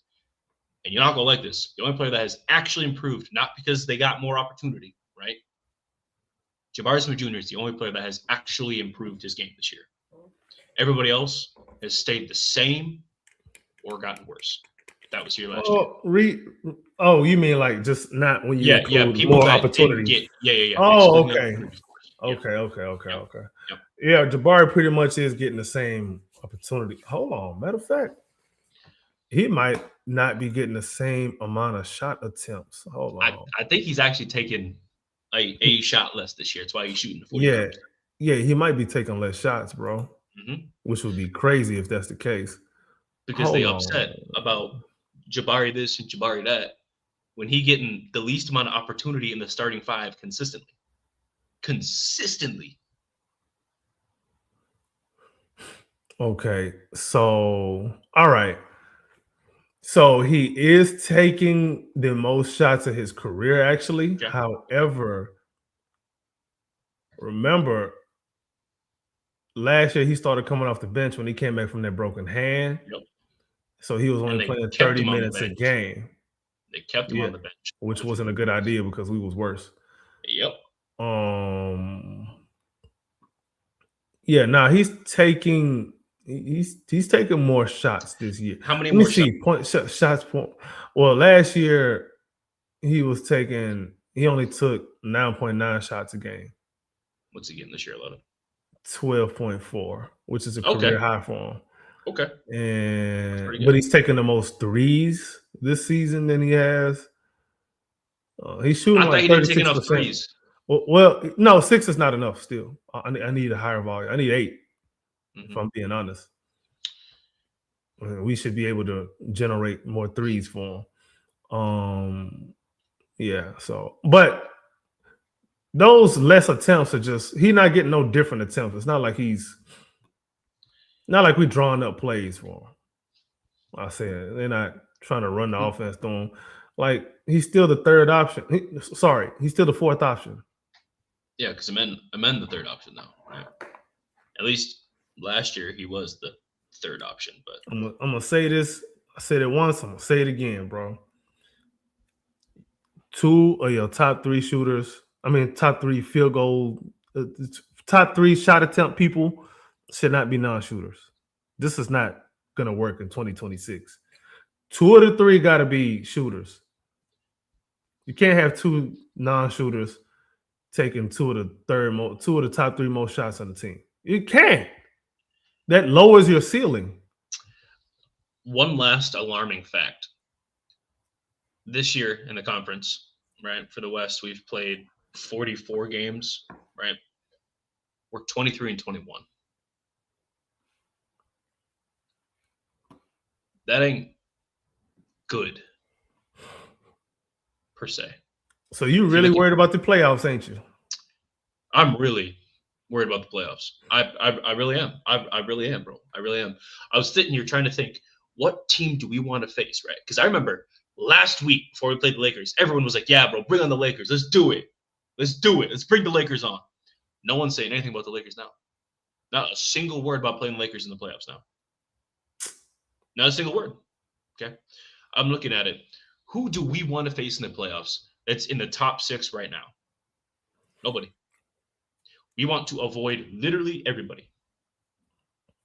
As a championship caliber team that I was told from the beginning of the year that we are, right? Because that's what they said. They said the goal is a championship, right? Just because they opinion and they move the goalposts now don't mean the opinions from the beginning of the year don't. Boy, they moving the field. We in a new stadium based on how they're moving it. Dog. Yeah, they're doing what the Texans doing, moving from fucking Reliant to Cypress. Dog, that's crazy. Anyway. Yeah, yes. So looking at it right now. Let's go. Top 10 right now. The only team I'm maybe comfortable with facing, like you said, is Phoenix, and that's gonna be tough because they got dogs over there. We ain't got no. I meant Thompson not moving like he was moving last year. People piss him off and he get a little angry and then he walk away. Okay, we defined because we play military ball. Because he knows, everyone knows that if you get a foul, you get a tech, whatever, he may sit you for the whole game. You show a little bit of emotion, you sitting. Jabari 4 games ago, banging his head on the post, right? He got that dunk. He was all hyped up. They call a timeout. Ime benched him. Right? He was 3-3. Cool. Comes out off the bench. All his energy gone. He ends the game 3-8. Crazy. The momentum killer is your own coach. Incredible. Do you have any other thoughts before we get out of here? Bro, let me. You're Brandon. You are 100% right. It's military ball everyone where is tired, disappointed, and lacking excitement. You are exactly right. You are exactly right, buddy. Props. I've been saying that all year, bro. Lord have mercy. I want to. I'm trying to look for stuff that we might be actually Don't good even at get me this started, season. Sean. Don't even get me started, Sean. So, okay, let's look at what we're actually good at, bro. So total rebounds, we're number one. Matter of fact, I'm gonna pull up things that we top 10 in. Top 10 in block shots, we're number 4. Number 1 in total rebounds and offensive rebounds. Yeah, that's it. As far as good stuff, we're 3rd in 2-point shot attempts. I don't really. Okay. All right, and we're 1st in. No, not for. Damn, we're not good at. Hold on, wait, what? Opponent 3-point attempts were 6th, but that's because we play slow, so that's kind of skewed. You know what? I'm looking at the wrong site. Let me go to NBA.com and do per 100 possessions, because looking at Basketball Reference, they just gonna give you per game, and that doesn't really account for pace of play. That's why I look at per 100, just in case anybody else is trying to understand how to use stats. That's how you use stats. You make it fair so you don't push agendas. Unless you're really just trying to push an agenda, which I'm fine with, but you just let the people know that you're pushing an agenda. I'm fine with it. Push your agenda all you like. Just don't be capped. All right. All right. Opponent shooting. All right. So if NBA.com would hurry the hell up. Slate was very slow today. Yeah, it's doing that, bro. All right. Okay. Per 100 possessions. All right, get stats. All right, cool. So where do the Rockets rank in opponent 3-point attempts per 100 possessions? We rank 10th. That's good. All right. We're 11th in opponents 3-point made. Opponents field goal percentage, we rank 8th. Okay. So that's good. Yeah, everything else is. Let me look at opponents' free throw attempts. We 12th. We foul a lot. Yeah, we're 12th in opponents' free throw attempt and allowed, which is like we're top 12. Like we give up the 12th least. Oh, yeah, that's better than I thought we were. Yeah, I'm like I said, I'm trying to find some positive stuff that we doing because it ain't much. If we're being honest. Yeah, go ahead. It's funny you say that, right? Because people be hanging their hat on. We're doing all this without Fred VanVleet. We was doing the same with Fred. So can y'all please stop that, bro? Like, why y'all like for it's you know what it is, bro? I'll tell you what it is. Yeah, tell me. Absence makes the heart grow fonder. It's damn, that girl ain't texted me in a long time. I miss her. Even though we was fighting, cussing each other out, throwing rocks and bricks through each other's windows. But I miss her because I ain't talked to her in a while. And you talk to her again, you're going to be like, that's why I stopped talking to you. You crazy. That's what it is, bro. Somebody said that they would have renounced their fandom from the Rockets if they would have traded Amen Thompson instead of Jalen Green. Yeah, I seen that, bro. And how do you feel about that? It's up to you and your conscience, man. That's how you feel. If that's how you feel, man. All right. So I'm about to give you where the Rockets rank in percentile of every play type on NBA.com. Ready? Let's rock. Then we can get the hell up out of here because I'm tired. Damn, there's still 122 people up in here. What up, y'all? All right. Isolation. 55 percentile, 55.2 percentile. 11 possessions a game. 9.6% of the time is how often we run ISOs. And we only are 0.92%. I said percent points per play. Yikes. That's mid, bro. As much as we run ISO. Because let me see where we rank in possessions. We're second. We're second, bro. We're second in. See, all right. I test. Now Transition. What percentage are we in transition? We like way at the Low. bottom, bro. Way low. Hold on, where are the damn Rockets? Okay, so we're actually 72.4 percentile in transition. Now, how often are we in transition? 18.4, that's bottom 1, 2, 3, 4, 5, 6, 7, 8, 9, 10. That's bottom 10. Okay. That's not good. So we're above average in transition. We just don't get to it. All right. Pick and roll ball handler. We are dog. Where are we, bro? Okay, here we go. 55.2 percentile. Possessions a game. We are, I lost my spot. 15.1. And points per possession on that is, what the hell is it? 0.87. So we're not really that, again, we're mid, bro. Pick and roll ball handler. Let's do pick and roll man. Do we have a roll man reliable that we run pick and roll with a lot? We had one, but we don't use it. Anyway, pick and roll. Oh, God, this is bad. 13.8 percentile, bro. Yikes. 6.1%. 6.1 possessions a game. 1.01 points per possession. So we run it a decent amount of time, middle of the pack, and we score on it. Oh no, it's actually not good when you compare it to the rest of the league. Oh my God, we bottom 5. Oh my God, I'm trying to find something. This is not. It's easier. This ain't doing what I was expecting, bro. It's easier to find things that we're bad at or don't do often than it is to find things we are good at. Because the things we're good at, those are very tangible. You see it constantly, which is the rebounds. What about post-ups? Should we be good at post-ups? I feel like we should be. Supposedly, our best player, that's what they say, is a post-up king, and he lives in the post. Okay? I see him put his back to the basket 35 feet out at the logo, but I said, Sean, don't play with me because I didn't want to. I wasn't going. Sean, listen, bro. I like Bam.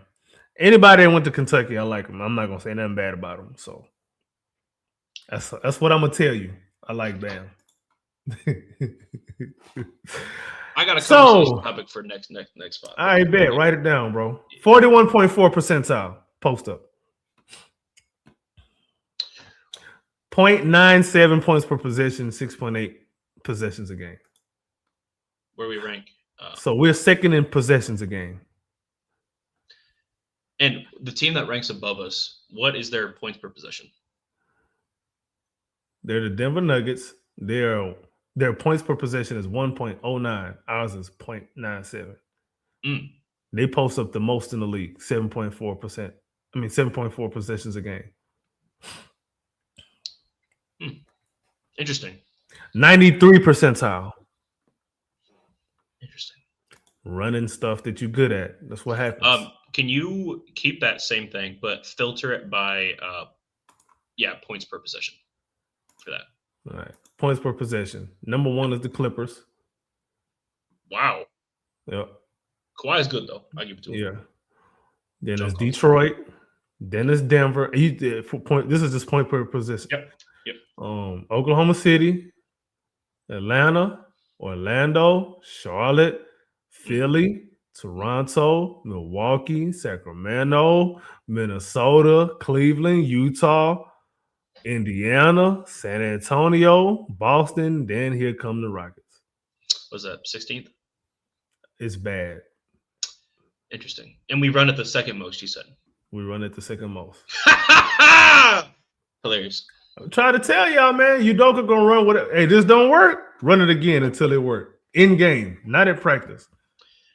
The definition of insanity. And then when it does work, okay, run it again and make sure it worked this time. What you mean make sure it worked? We're not good at this, sir.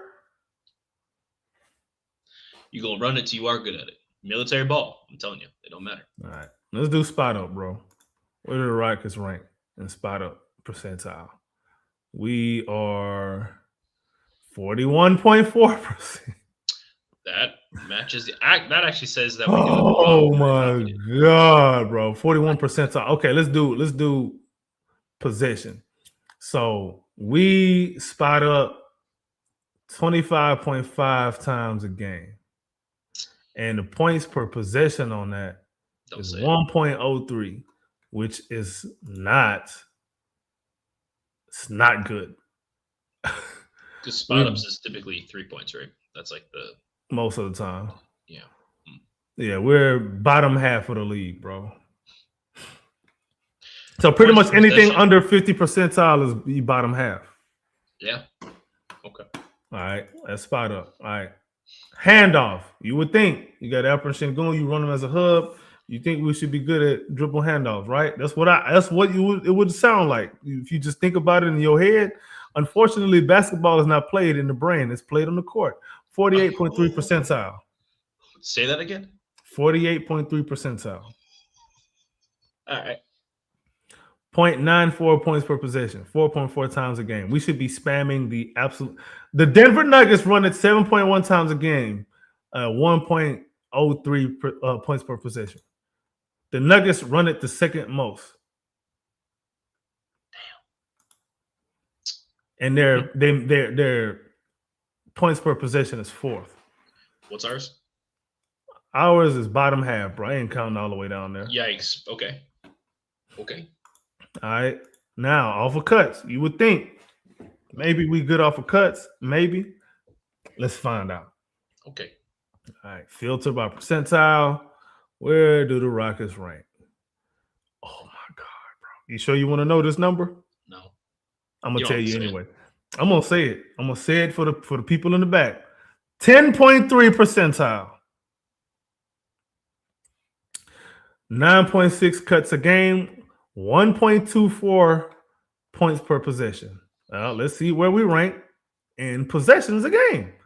We are 1, 2, 3, 4, 5, 6, 7th in possessions a game. Points per possession. That's what we're going to look for now. Where do the Rockets rank? Oh, my God. Fourth worst. Fourth worst, bro.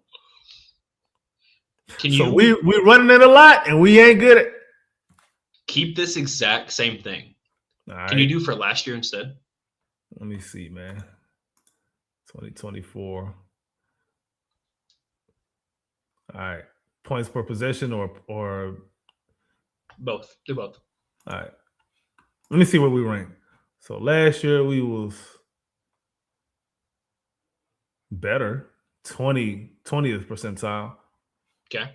We ran 10% better. Yeah, 10% better. 7.6 a game, 1.25 points per possession, which is way better than this garbage that we's doing now, bro. Just what changed last year to this year? Man. It was Fred. It was Adams, actually. I'm tired, bro. All right. Off of screens. We got one more after this. All right. Off of screens. Do you want to know? Let's do it. Wait, can I guess? Yeah, go ahead. You already saying 30 something. So no, 3.4 percentile. 3.3? We second worst. Off of screens, bro. Is this not something we should? All right, my fault. You're right. I gotta contain my anger. We 1, 2, 3, 4. Let me see where we rank on. Okay, 1, 2, 3, 4, 5. We 6th worst in frequency, so that's good. We're not good at it, so don't run it so much. We 2nd worst in points per possession, so I'm fine with that. If you're not good at it, stop doing it. Now, putbacks. All right, let's see where we rank. Okay. Theoretically, because this is a actual drawn up play, this should be something we're good at. Should. I would tell you the number, but the number don't exist because 0 not a number. It's a placeholder. 0? You want me to share my screen? That is incredible. That is That incredible. thing say 0, bro. Dead ass last. You know who right above us? Take a wild guess. Phoenix. Yes. What are they at? 8%? 3.4. Okay. They second to last, bro. All right. Now, miscellaneous. All right. You ready for this, bro? Now, what have I always said about how we play, bro? How we get points? Missing the shot, getting the rebound, missing the shot, getting the rebound. So randomness. Getting the rebound. Yeah. Bro, we 86 percentile, bro. We third best in miscellaneous plays. That's how we won a game. Are the other two teams the Wizards and Sacramento? The Nuggets and the Cavaliers. Wow. Didn't expect that. Okay. Wow. All right. By the way, I went through this exercise with y'all so that y'all can see that when I'm sitting here bagging on Udoka 24/7 on my Twitter account, this is why. You saw we would run stuff that we're not good at constantly. We would just spam things we're not good at for whatever the hell reason. I want y'all to understand that's not on the players. It's not on the players. You see what the Nuggets beat? The Nuggets, they frequently run plays that they are good at. This is why I talk about coaching the way that I do, man. So I'm gonna need some of y'all to stop getting in your feelings and stop arguing with your agenda and argue with really what's happening. You put together the stats. Yes, you use stats and analytics, but you use your eyes first. You see before the stats are accumulated because you are watching stats to get accumulated. The stats are not being accumulated and then the film does what it does. No, that's not how that process works. You play. Imagine you look at your gas tank. You ain't going nowhere, but that sucker on 0. You ain't going nowhere yet, though.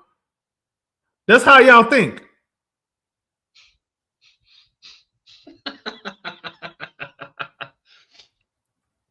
The fuel is burnt when the car is started and it's moving and you hit pressing the gas. That's why it moves. It ain't gonna move. You get mad at it one day and it just goes down. I'm mad at my car.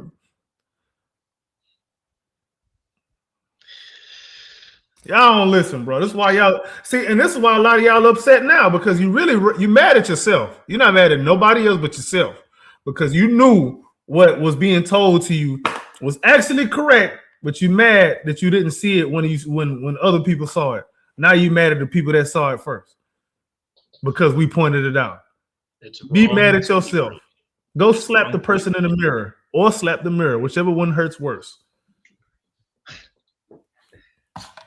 It's wrong to be early. We really sat on this thing for damn near 2 hours, bro. But we had a lot to go through. I ain't been on this thing really like this the way I needed to be, bro. So we ain't had a chance to break it down like this, man. That's just what it is. Ladies and gentlemen, all 121 of you, right? You've stayed through and sat with the show. Hopefully you've come to the same conclusion that we have at the end of the day, right? It's not the players, it's the process. Look at the process, what's happening. And this is not to say that the players are blameless. Yep. Yes, they do play a role in it because some of the things that do happen, they can control that, like missing free throws, missing layups, missing assignments, lazy passes, turnovers, bad energy, all of that stuff. Those are things you can blame the players. However, if a player is constantly in position to do things that they're not good at, that's on the system. So y'all got to realize that. In a position to succeed, how are you supposed to succeed if you don't have a system that promotes you and your strengths? I'm gonna use another car analogy, bro. You pair a good engine with the right transmission, and then you get power, bro. Imagine you got an 18-wheeler with a Toyota Corolla transmission. Where are you going with that? Nowhere. Oh, thank you. The thing not even starting. Bro, right now we got the roster is better than the results that we're seeing. So right now we're looking more like a Toyota Camry, just boring. It gets you point A to point B, but you're not going nowhere really with speed. You're not gonna have no fun going there. It's just point A to point B. It's fine. You rev that engine, you're gonna be in the shop. Now, you can put some modifications on to make it do some more fun stuff. Yeah, you could do that. But what we did was we took something that's boring and made it more boring, bro.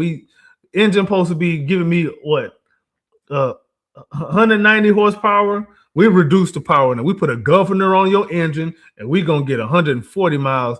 I said 140 miles, 140 horsepower because we're afraid of getting speeding tickets. So we're gonna reduce the power. That's exactly what we're doing with the team right now. Watering them down. Tell me I'm lying. All my car people out there understand these analogies. I'm done. You're wrong. Fucker, say you're wrong. It's been wonderful. Are you, after this conversation, after reading the stats, are you more confident or less confident in these? Less. Can you finish the sentence? What about you? You answer your question. Oh, absolutely not. No, absolutely not. No, absolutely not. I was less confident after we lost to the Lakers, and then we lost to Chicago, which again we did good things, but just reinforced the ideas of some things that we don't do too well. It just is what it is, man. The rotations I like to are see a problem. I like Ime trying out new things. It's just too late in the season to be trying out new things. This is the season. Right now is the part of the season you're supposed to say, hey, this is my A through Z playbook. We can go through any of these plays whenever we need to. This is not right now in the season. This is not where we need to be figuring things out. It should already be figured out. We should not be trying to game plan right now. We should not be trying to, hey, this person's no. We should already have those plans in place. Fortunately, we don't, because they don't believe in planning ahead. They believe in dealing with the problem as it arises.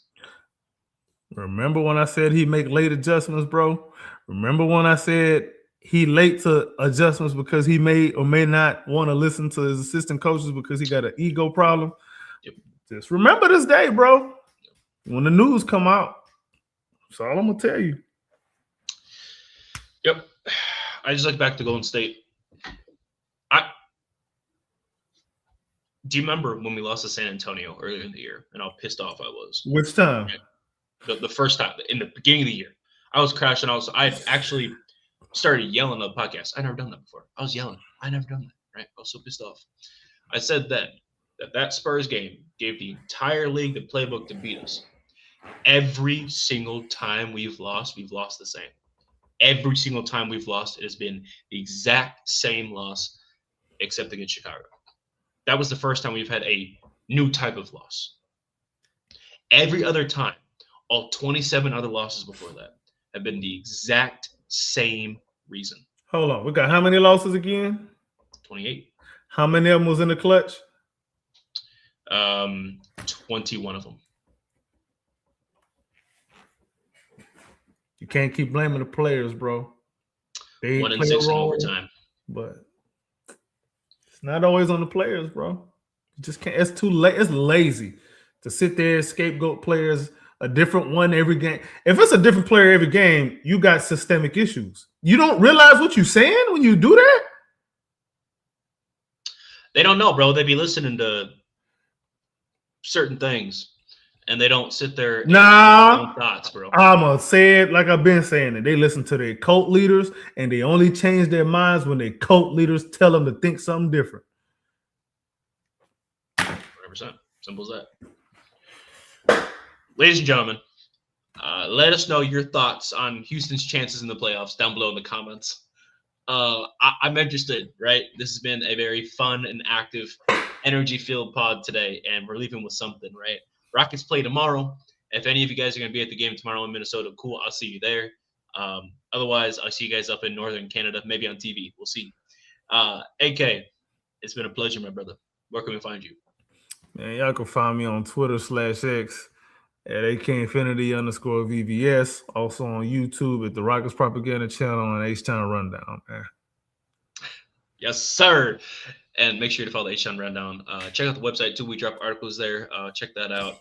Texans got some stuff coming out too, so make sure you watch that. And then follow the H-Town Rundown at the HTRD on YouTube and X, as well as follow the H-Town Rundown account on TikTok and Instagram.